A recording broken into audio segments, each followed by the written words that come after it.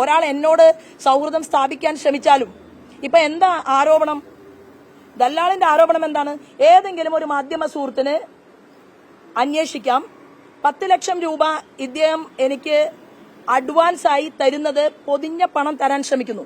ഞാൻ പറഞ്ഞു, നിങ്ങളത് ശോഭാ സുരേന്ദ്രന്റെ ബാങ്ക് അക്കൗണ്ടിൽ തരണം.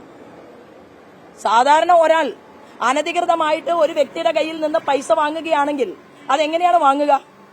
അത് രഹസ്യമായിട്ടല്ലേ ആളുകൾ വാങ്ങുക?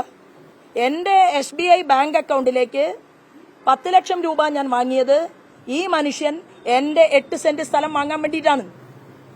അത് കഴിഞ്ഞ് ചികിത്സയ്ക്ക് മാത്രമല്ലല്ലോ, ഞാൻ 10-42 കുട്ടികളെ പഠിപ്പിക്കുന്നുണ്ട്. എനിക്ക് എന്റേതായിട്ടുള്ള ഒരുപാട് ചെലവുകളുണ്ട്. എനിക്കൊരു 8 സെന്റ് സ്ഥലം അവിടെ എനിക്ക് ആവശ്യമില്ല. ഞാനത് വിൽപ്പനയ്ക്ക് വെച്ച സമയത്താണ് ഇദ്ദേഹത്തെ കാണുന്നത്. അപ്പോൾ 10 ലക്ഷം രൂപ തരികയും ആ സ്ഥലം ഉടൻ തന്നെ കച്ചവടം ചെയ്യാൻ വേണ്ടിയിട്ട് തയ്യാറാണ് എന്ന് പറയുകയും ചെയ്ത ആളാണ് ദല്ലാൽ നന്ദകുമാർ. അത് കഴിഞ്ഞ് 4 തവണ ഞാൻ ദല്ലാളിനെ വിളിച്ചു. 4 തവണ ദല്ലാളിനെ വിളിച്ചു. ഈ സ്ഥലം രജിസ്റ്റർ ചെയ്ത് വാങ്ങണം. ദല്ലാൽ നന്ദകുമാർ എന്താ സ്ഥലം വാങ്ങാത്തത്? പിന്നെ ശോഭാ സുരേന്ദ്രന് ഈ ദല്ലാള് 10 ലക്ഷം രൂപ തന്നുവെങ്കിൽ അത് ഏതെങ്കിലും പ്രത്യേക കാര്യത്തിന് വേണ്ടിയാണെങ്കിൽ എന്താണ് ഈ നാണം കെട്ടവൻ 1 കൊല്ലമായിട്ട് കേസ് കൊടുക്കാത്തത്? കൊടുക്കണ്ടേ?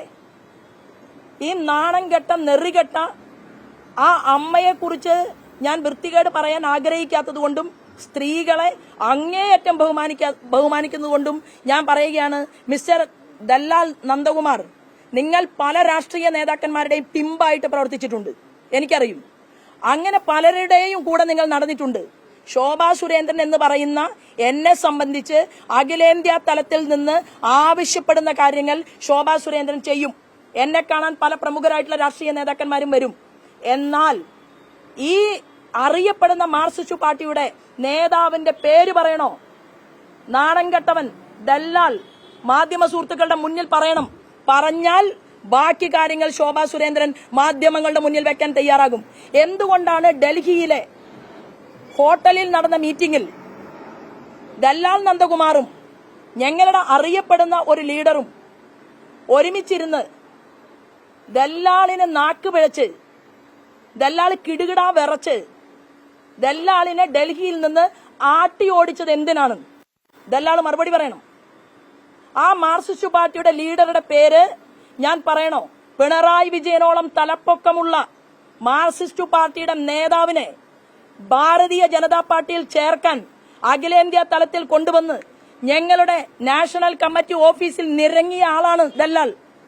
ഇല്ലെങ്കിൽ ഇല്ലെന്ന് പറയട്ടെ.